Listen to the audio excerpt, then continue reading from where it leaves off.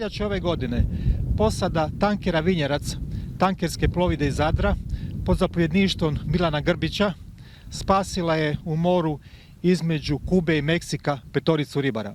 Pa mi smo bili na putu iz US Gulfa Mobile za Panamu Las Minas i tamo drugog dana plovidbe na poziciji između Kube i Meksika smo vođa palube je uočio u moru prevrnuti gliser.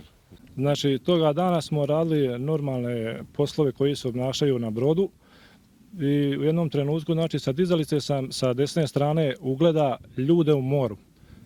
Na prvi mah sam mislio da to nije ništa, ali onda sam vidio da ti ljudi zapomažu, da tražu pomoć i da su jednostavno da su iscrpljeni, da više nisu imali snage i onda smo poslali ljude da objavijestu sve druge članove posade da treba pristupiti akciji spašavanja, znači da su ljudi bili utopljenici. Normalna procedura, znači u takvim slučajevima treba nam vremena da se brod zaustavi, da se vratimo na poziciju. Uglavnom za 20 do 30 minuta smo se mi vratili do njih, uspostavili s njima kontakt preko bacala konopa, privukli ih uz bok broda i sa dizalicom i mrežom koja je bila paleta da ih lakše dignemo, smo ih podigli na brod. Poslije podizanja unesrećenih na brod pružena je osnovna medijska pomoć, to znači sanirane su rane, one ozljede, ogrebotine, utopljavanje normalno nakon dugog boravka u moru. Oni su bili dosta natučeni, znači imali su dosta ozljeda od masnice, ajmo reći masnice. Da li je još nešto bilo unutra oštećeno, to ne znamo, ali vanjske ozljede su bile takve. Jedna zanimljivost kod toga kad je unesrećeni koji je bio najviše ozlijeđen je došao u situaciju da smo mu morali pomoći da mu damo infuziju i kisik. Pošto mi nismo baš tome vični, u tome nam je pomogla supruga od našeg prvog časnika palube, Roka Dadića, s kojom smo stupili u telefonski kontakt i ona nam je korak po korak objasnila i navela nas kako da to spojimo, kako da uvedemo iglu u venu i da mu damo infuziju. Nakon toga unesrećeni je malo živnija, bilo mu je bolje, međutim ipak nakon nekoliko sati borbe s njim preminio je. Nismo uspjeli spasiti njegov život.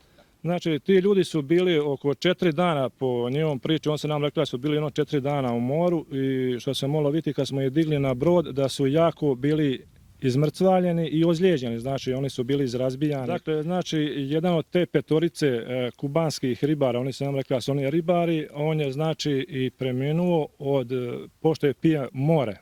Znači, oni su rekli da on pije more i najvjerovatnije on je znači preminuo od tog mora na brodu.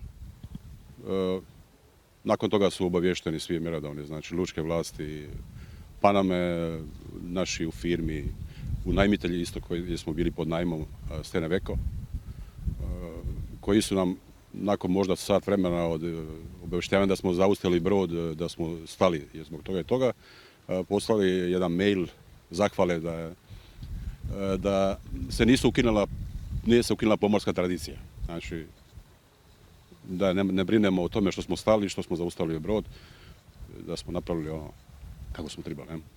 Dakle, još na kraju kad smo ih sve digli gore na palubu, ostaje još bio gliser za koji smo mi pitali da li žele da mi taj gliser dignemo gore na brod, pa da ide s nama i što ćemo, da ga puštemo u more.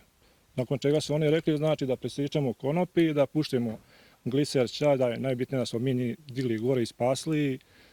Tako smo napravili, znači brod smo puštali, njihovi čataj gliser i onda smo nastavili dalje. Tijekom boravka na brodu, kad su nam dali njihove brojeve, omogućili smo i kontakt sa njihovim obiteljima, na Kubi, neki su se javljali i Floridu i tako. Vjerojatno su imali tamo svoju rodbinu. Nakon toga su nas njihove obitelji zvale par puta i zahvaljivale na tome što smo ih spasili. Dakle, što još rećemo čovjeku pane u tom trenutku na pamet je to da znači, ti danas spašavaš njih, te ribare, a ne daj Bog oni sutra mogu spašavati tebe ili neko drugi. Jednostavno, to je danas tako na moru i moraš dati sve od sebe. Još je važno napomenuti da je odnos cijele posade prema brodovnicama bio profesionalan. Komplet posada se ponila odlično. Prihvatili smo ih kao svoje. Dali smo im od hrane normalno što je svega, odjeću dok smo ih oprali, presvukli. Jedan od njih koji je, recimo, govorio prilično dobro engleski, je zahtijevao da mu pokažemo osobu koja ih je vidjela. Znači, to je gospodin Vulić, vođa palube.